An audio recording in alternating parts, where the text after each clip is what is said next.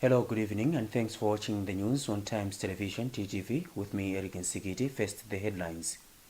Ballot papers arrive ahead of the March 30 by-elections. Minister of Mining Rashid Gafar stops exportation of 25 tons of a rose quartz mineral rock into the Asian market.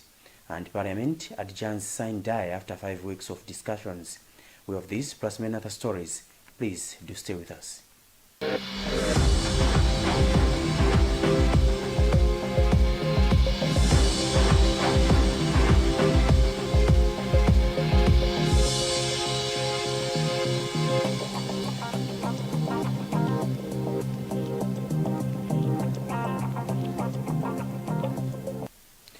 In our first story this evening, ballot papers for the March 30 by-elections have arrived in the country. The papers arrived on Friday through Kamuzu International Airport from Dubai, where they were printed. Rebecca Chinjeka saw the ballots arrive at Kamuzu International Airport and has more in this report read by Audrey Kabalamula. Kachale said the Commission is delighted to have received the ballot papers on time. He said the Commission is ready to dispatch all the materials to all designated places in good time. Well, we always said that we will try to make sure that we get these materials in country on time, so we're very delighted that they've arrived actually ahead of schedule. So I think that works to our advantage because now we'll be able to dispatch all the materials to all the centers in good time so that they travel during daytime. Now, at the moment, we have no challenges. All the vehicles we need for the 9 different places where we're having by-elections are ready. So we have enough vehicles to actually send out the materials. On his part, Opposition Democratic Progressive Party representative Kenny Msonda said he was satisfied with the electoral process so far. We've never doubted our NEC. They've always been very, very professional. And the election is a process, it's not an event. So we are very happy. We have expected everything. We can confirm that everything is in order. And we're expecting those to be dispatched immediately as per the next election. So as a party, as DBB, we're very happy and we're very confident that NEC has done a good job. The by-elections will be held in 7 constituencies and 2 wards, following the death of office bearers as well as fulfillment of court orders. These include Karunga Northwest, Nchisi North, Lilongwe Msinja South, Zomba Changalume, Lividzi Ward in Balaka West, and Chitakale Ward in Mulanje South. Meanwhile, efforts to garner support for candidates are in full swing ahead of the by-election. On Thursday, Chikwawa Nkombezi parliamentarian Abida Mia called on people of Nsanje North to rally behind Enoch Chizuzu in the poll. At a political rally in Fatima Nsanje, Mia, who is also Deputy Minister of Lands, said people should elect Chizuzu if they want development in the constituency. Minister of Mining Rashid Gafar has stopped the exportation of 25 tons of a rose quartz mineral rock that officials from his ministry were selling at 2 million kwacha. The rock was earmarked for the Asian market. We have the details in this report. Gafar has stopped the sale of the stone because he says he was not satisfied by the reasons given by the technocrats from his ministry that they had sold it at 2 million kwacha.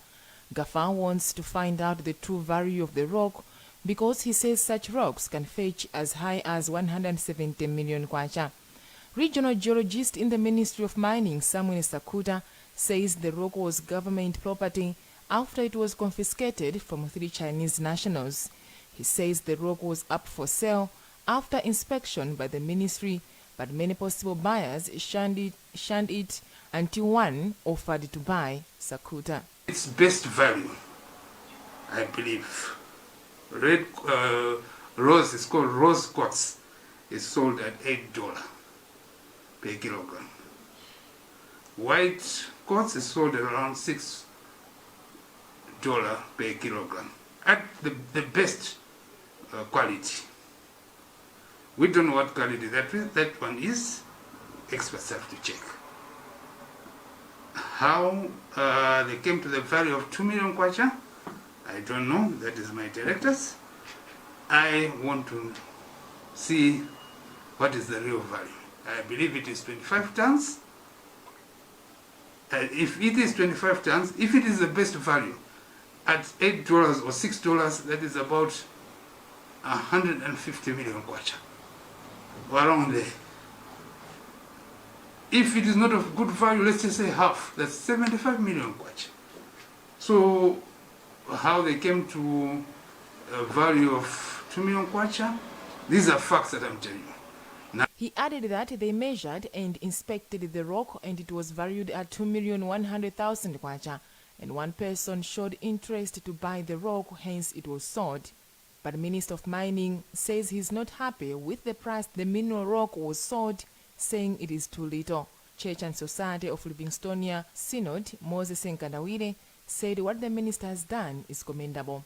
The rock was impounded by the police in 2019 from 3 Chinese nationals, and the Malawian who were trying to export it. They were arrested for illegal mining and were both fined 21 million kwacha by the courts. That's the voice of Audrey Kabalamula reading a report filed by Rebecca Chincheka. Parliament has adjourned indefinitely after 5 weeks of sitting, whose main agenda was to review the 2020-2021 national budget. Apart from approving the revised 2.3 trillion kwacha national budget, members of Parliament also passed 2 bills and deliberated on 15 ministerial statements and 7 committee reports. Audrey Kabalamula gives us a roundup.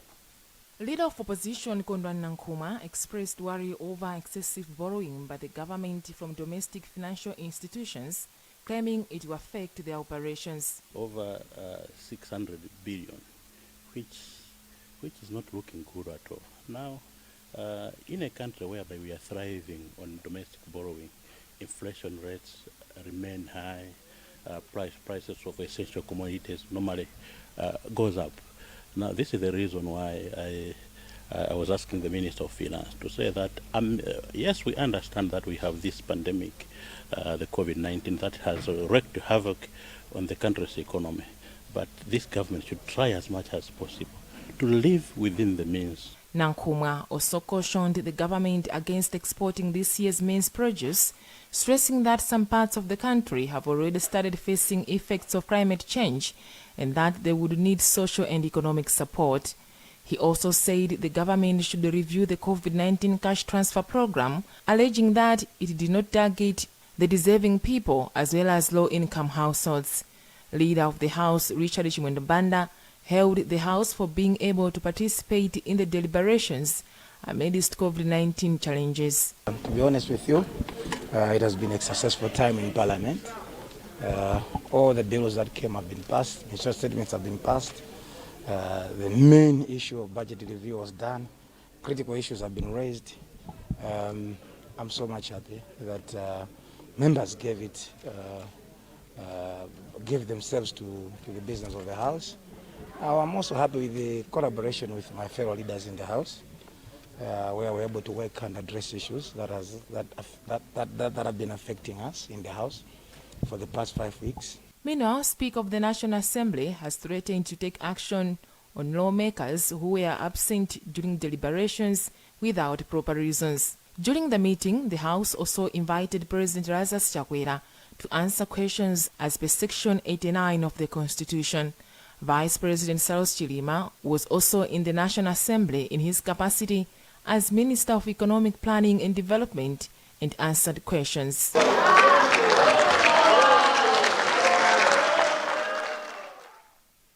And on Friday, the House also approved a 19.9 billion kwacha loan for Southern Region Water Board to implement the Liwonde Balaga water supply project. The loan from the European Investment Bank will also support a water project in Mangochi, apart from supporting a water pump in Izomba with electricity. Democratic Progressive Party spokesperson Welani Chilenga cautioned the level of borrowing, but Minister of Finance Felix Mlusu justifies the loan. We are also, as government, conscious of borrowing, for our operations, especially if it is just for consumption.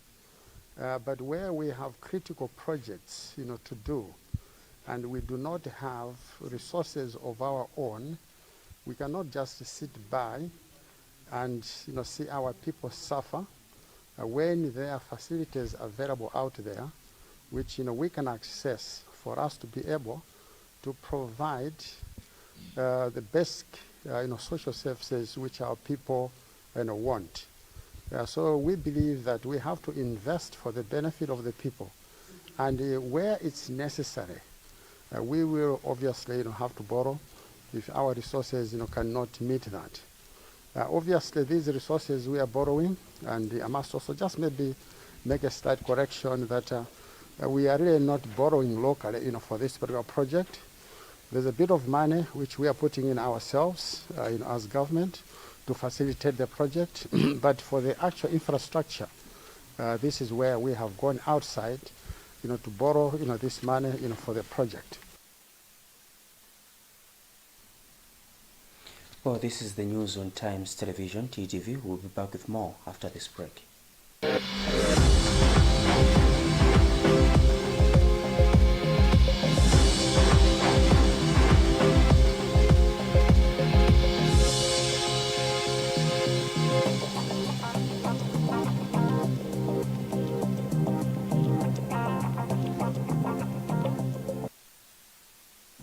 If there's one thing that all soaps do, it's wash. From buckets to basins, bathrooms to streams, and everything in between. All soaps wash. Yes, but Protex is different. Its reinvented formula with flaxseed oil boosts your skin's natural anti-germ defenses by 10 times more, protecting you against 99.9% of germs. So what keeps us healthy? Protex! Good health starts here. To achieve great things in life, you must do little things every day, like the 1, 2, 3 with Colgate. 1, wake up, wake up. 2, brush up, brush up. 3, smile through your day with a fresh breath and strong tea. Smile through your day with a fresh breath and strong tea. Do the 1, 2, 3 with Colgate and give yourself a future to smile about.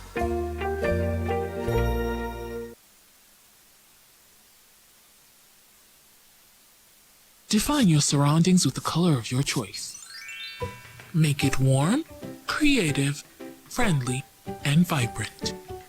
Coat textures, durable color options, with up to 1,200 color shades to choose from. Be it economy range or premium range paints, innovative paint and color technology in every drop. Available in Blantyre, Build Africa, and Limby Corner Mart Building, and in Lilongwe along M12 Road close to Gateway Mall. Tropical Paints, your world in color.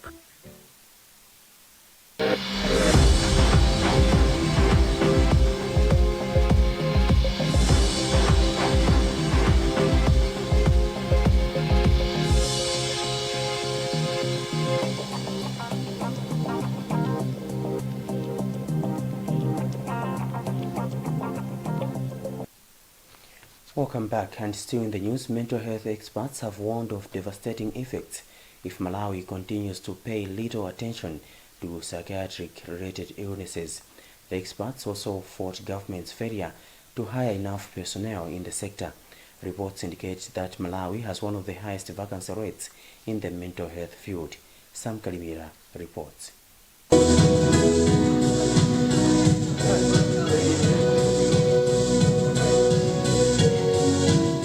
This was revealed during the graduation ceremony for mental health psychiatric nurses, clinical officers in mental health and nurses that was held at St. John of God College of Health Sciences in Mzuzu on Thursday.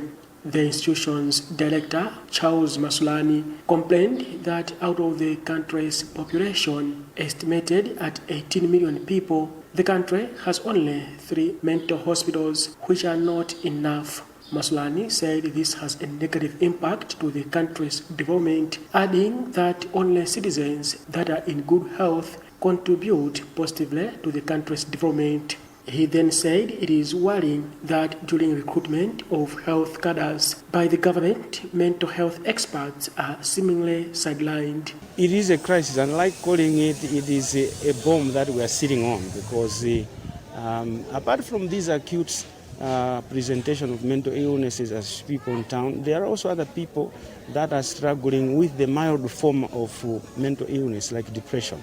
So we have a lot of people suffering from depression, and a lot of them that are not actually seeking health services, or we are not providing for them. Those two are the ones that also end up maybe committing suicide and other things. Masulani's remarks were echoed by Mzuzu University Director of Research, Wells Singini, who said COVID-19 has also brought stigma and discrimination among people with mental illnesses. In his remarks, Acting Vice Chancellor for University of Malawi, Alfred Mtenje, said he is happy that St. John of God College of Health Sciences, after it partnered with UNIMA, it has produced graduates that are self-reliant, who can not only wait to be employed by the government. We are also preparing them to be on their own and provide services to the public on their own without necessarily having to wait for somebody else. The college has graduated 86 students with degrees, diplomas, and certificates. Now, some farmers in Rumpi have formed forums to protect their farm produce from crooked cross-border vendors. The farmers in the area of traditional authority Chiulamayembe also say they need profitable markets for their produce. Patience Lunda has the story. Principal Group Village Headman Chinamguo disclosed this at Mwazisi on Thursday during a farmer field day organized by Bayer Malawi Limited. Chinamguo said for the past years, farmers have been selling their farm produce at very low prices to buyers from neighboring Tanzania and Zambia, who have been taking advantage of lack of steady markets for farmers in remote areas of the district. We are telling people to sell their maize or their produce to ADMAT, so that next time we'll go to ADMAT again to buy maize. We'll never allow such people from Zambia to buy our crops here. Rumpi District Director of Agriculture and Natural Resources, Lumbani Msisia, cautioned farmers against post-harvest losses emanating from poor crop storage.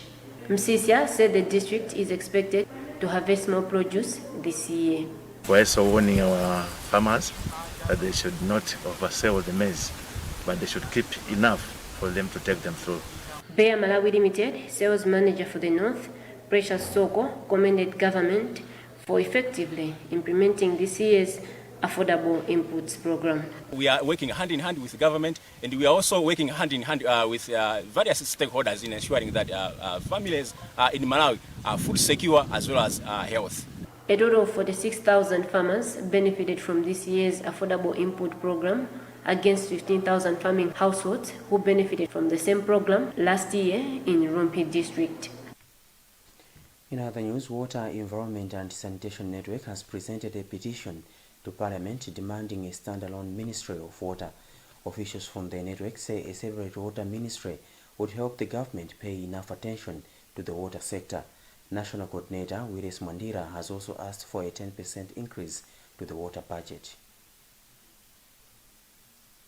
The key issue is about a standalone ministry for water, sanitation and hygiene, because we want it to have a legislative mandate so that even the financial provisions in the national budget should increase.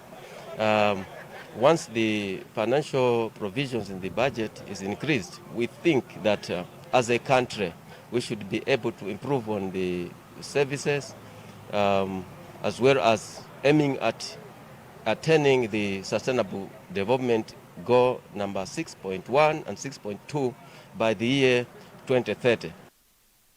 And receiving the petition, Parliamentary Committee on Natural Resources and Climate Change Chairperson Werani Chilenga agreed with a number of issues raised in the petition.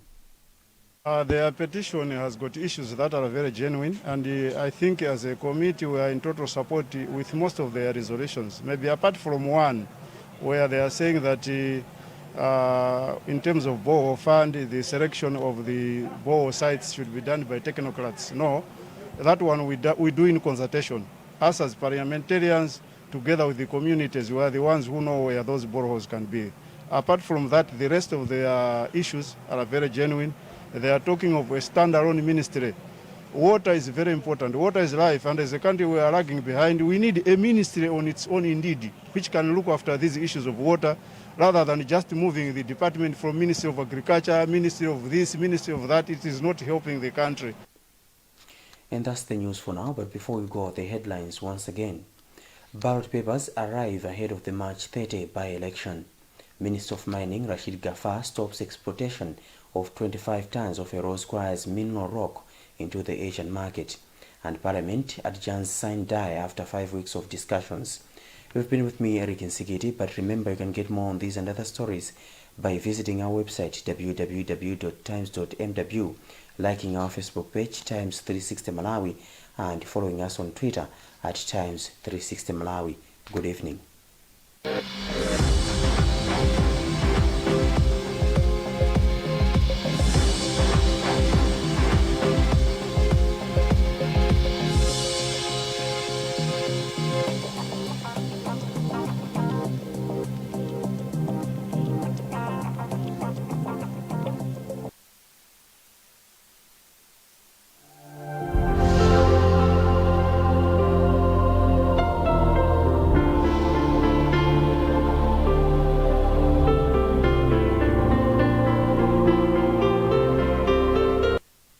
The weather forecast with me, Eric Nsigiti.